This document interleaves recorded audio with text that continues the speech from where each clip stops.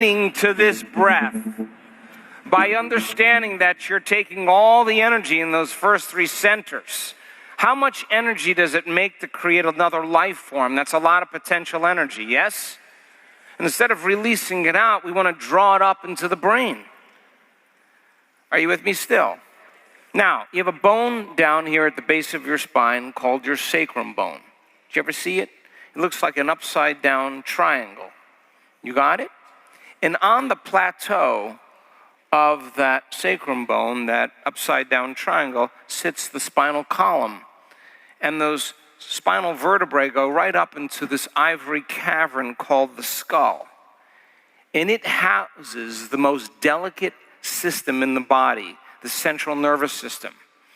And the central nervous system controls and coordinates all other systems in the body. It's the wires that run the machine, and here's the big storehouse of information and regulation. And all happens up here. Are you with me still? Now, inside this closed system, the brain makes fluid to bathe the brain and the spinal cord, and that fluid is called cerebrospinal fluid. Cerebrospinal fluid has some functions. It creates buoyancy for the nervous system to kind of float. It has a protective measure if there's trauma to the brain or to the skull. The fluid protects it against its bony edges and kind of slushes around in there. It serves as a transport system to bring nutrients and neurotransmitters and hormones and chemicals to different parts of the nervous system.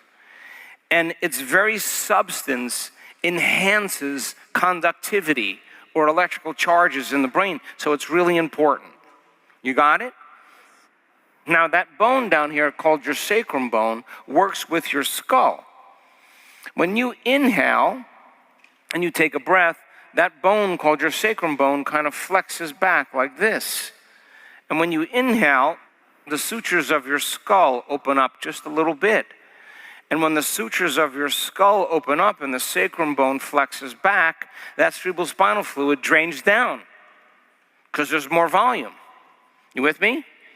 And when you just naturally exhale, the sacrum kind of flexes forward and the sutures close. And when that happens, it closes the system. And when the sacrum flexes forward, it propagates a little wave and it pushes the fluid up. So the mechanism of inhaling and exhaling kind of moves this cerebral spinal fluid very slowly. And it can start at the base of the spine. It can go all the way up to the brain, and there's 4 ventricles in the brain, 4 openings. It goes through all those different chambers, goes around the brain, comes back down. It takes about 12 hours for one molecule of cerebrospinal fluid to make that journey. So you flush your brain twice a day. You with me? Now, I looked this up, and if you look at cerebrospinal fluid, it's basically proteins and salts that are in solution. Now, if you take a protein molecule and you take a salt molecule and you drop it in a solution, they all of a sudden develop charges. Are you with me still? So cerebrospinal fluid has charged molecules in it. Now, what would happen if you blew all the air out of your nose all the way? When you blew all that air out of your nose, you locked down your perineum, the muscles you use to eliminate front and back, the muscles you use for intercourse. If you were to squeeze those muscles, pull your belly button to your spine, and lock your core right here and squeeze like that, if you were to do that, which way would that cerebrospinal fluid move? Up. And if you were to couple a very slow, steady breath with the intention of pulling that energy from these lower centers all the way up to that pineal gland in the back of your brain, and we'll talk about that in a second. If you could couple your breath with the contraction of these muscles, as you breathe and you squeeze, you start moving this cerebrospinal fluid up towards the brain. How many people understand? Now, Engineers and scientists in this audience and physicists will tell you if you take a charged molecule or charged molecules and you do this, when you accelerate a charged molecule, it creates an external field called an inductance field. And it moves right in a circular fashion in the direction of the movement of the charged molecules. Are you with me still? So if you moved several charged molecules all at once, that inductance field, as it moves, could literally draw energy from these centers up towards your brain. This breath is not a passive breath. This is a very engaging breath. And it takes a little passion, some presence, and the desire to want to have the experience. And it takes a little practice coordinating this one slow, steady breath with the contraction of these muscles that you use in other ways. And I'm asking you to coordinate it with the breath. And if you get a little passionate and you start doing it and you have a target, that pineal gland, one slow, steady breath, you're pulling that energy up, pulling up your perineum, pulling in your lower abdomen, locking down your core. And as you squeeze like this, as you draw the breath up, which way is that fluid going? And you're creating that field. You pull it up into your chest. When you get it up into your chest, your shoulders come down. You lock your entire torso, all these muscles, and you squeeze like that. You bring it through your throat. You straighten your spine. You finish your breath right on that pineal gland, right between the back of your throat and the back of your head. And that's your target. Are you with me still? And if you keep doing this and you start accelerating that fluid, that energy begins, as it moves, the energy begins to move up like that, and the sympathetic nervous system switches on.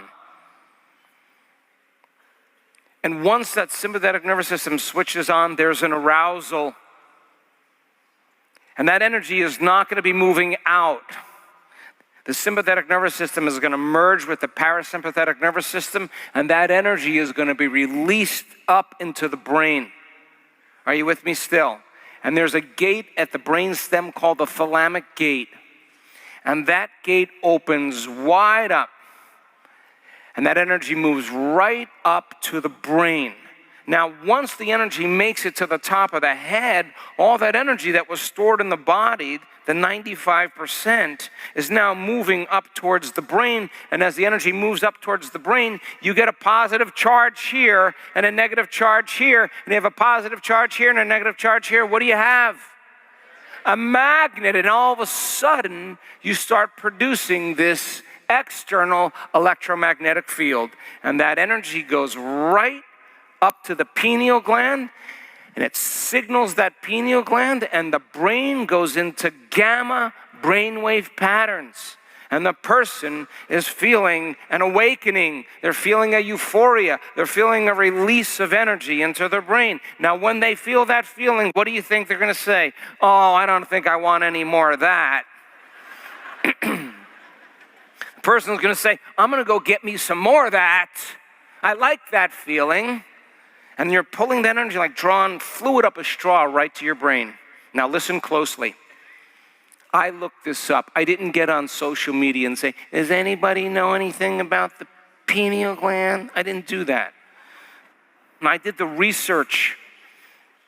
And just like homing pigeons, just like all reptiles, just like all mammals, there's tiny little calcium carbonate crystals in the pineal gland that are stacked up on top of each other in the human being, rhombohedrons.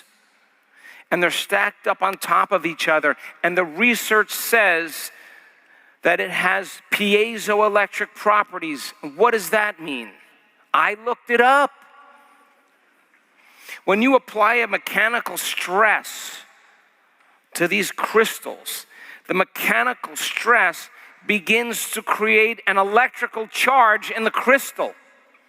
And the compression begins to polarize the ends of the crystal with a positive charge and a negative charge. And when you polarize the crystal with a positive charge and a negative charge, what do you have? A magnet. And all of a sudden, as you compress those crystals, the mechanical stress creates an electrical field. And that field actually expands until the crystals can't stretch any longer. And then the field reverses.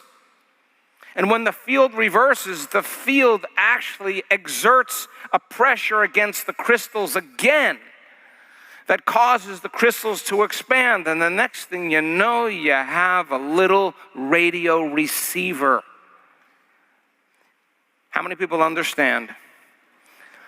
And you switch on the brain's radio receiver, and now the brain can tune in to frequencies beyond the senses.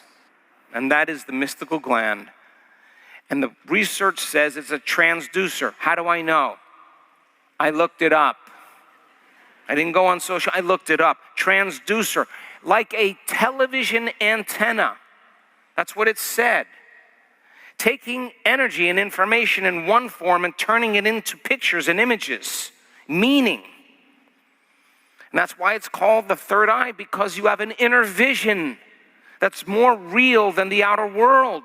The brain now is picking up information from the field, and it's transducing it into profound imagery, a mystical, transcendental moment. And we do the breath. When you finish that breath, I'm going to ask you to finish it right on that pineal gland. That's your target. And I'm going to ask you to hold your breath. Now, this is not torture. I'm not asking you to hold your breath to see how long you can hold your breath. If you're thinking about how long you're holding your breath, you're not doing it. I want your attention as you hold your breath. I'm going to ask you to lift this up. Pull this in, lock this down, straighten your spine, drop down, and pump and squeeze a little bit more. And I just want you to keep squeezing and pushing that fluid right up against that target there. And I'll say exhale, and then you feel. Then we go get it again.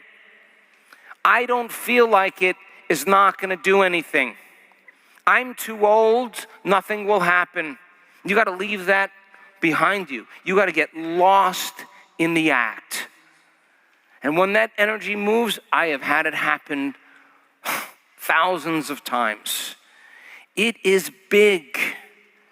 It's not like, ooh, I'm an energy worker. It's not like that. It's like, holy heck. It's a train that's moving.